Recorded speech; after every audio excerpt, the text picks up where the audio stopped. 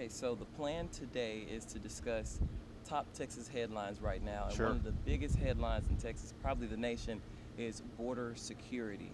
Now, my question is for you, why do you think Texas's more aggressive approach is more effective than the Biden administration's approach? Well, to be clear, the Biden's approach is open borders, to do absolutely nothing. Know this, there are 3 laws already passed by Congress they are not enforcing. One is to deny illegal entry, the other is to detain anybody who does enter illegally, and the third is to build border walls. They're not doing any of that. Texas has stepped up and done all 3. We are building border walls, we are denying illegal entry, and we are detaining and arresting people who come across here illegally.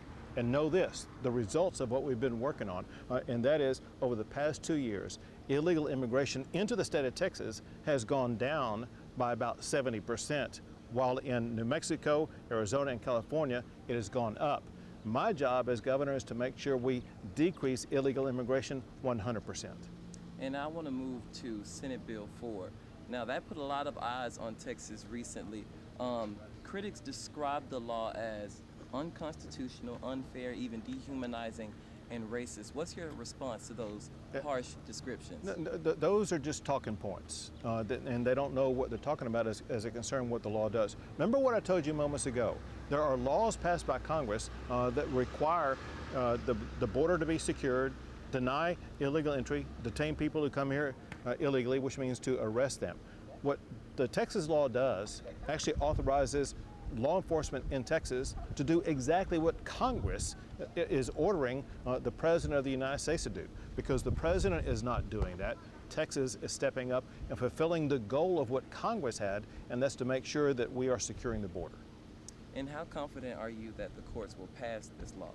If the courts strictly follow the Constitution, they should uphold the law because in the past, when states pass a law that are consistent with federal law, courts uphold that. And what Texas passed is very consistent with federal law. It just authorizes us to do exactly what Congress has already authorized the executive branch of the United States to do. And I want to switch topics a little bit. I want to talk about school vouchers because that's another hot topic right now. How do you address concerns saying that school vouchers may harm public schools that are already struggling? Now, again, that's very completely misleading. Mm-hmm. I put together a package that provided $6 billion more for public education, pay raises for our teachers, as well as getting rid of the STAR test, as well as ensuring that parents get to choose the school best for their child. We've seen that in states that do have school choice, by the way, there's 31 states that already have school choice, but in states that do have school choice, not only does it make sure that parents have a better ability to raise their child, but it also makes public schools even better. And so my goal as governor is to make sure every child in the state gets the best quality education. I will work to make sure our public schools are better and make sure that parents have the ability to choose the school best for their child. And would you say your school choice plan will be different from those other states, or are you using what they have to make ours better? So I mean, the mold has already been implemented by other states, and we are using that mold, but just expanding it further because Texas is a larger state. And then this is my last question. It's related to fentanyl. So Texas Department of State Health Services reported 4,000 fentanyl-related deaths in the past few years. What measures are you guys taking to get fentanyl off the streets and lower those stats for this year? Yeah, several things. First and foremost, we try to stop fentanyl at the border. Just the Texas Department of Public Safety alone has seized enough fentanyl to kill every man, woman, and child in the entire United States of America. Wow. And so think of all the lives we've saved by getting that fentanyl off the streets.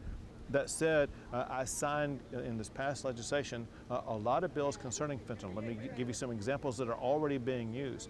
Fentanyl is laced onto other types of drugs, and when the criminals lace that fentanyl onto those drugs and then sell it to someone and someone dies, we converted that now into a murder, and it's being prosecuted as murder. So we're sending the message to anybody who's peddling fentanyl on drugs in the state of Texas. You do that in Texas, you're going to be spending the rest of your life behind bars.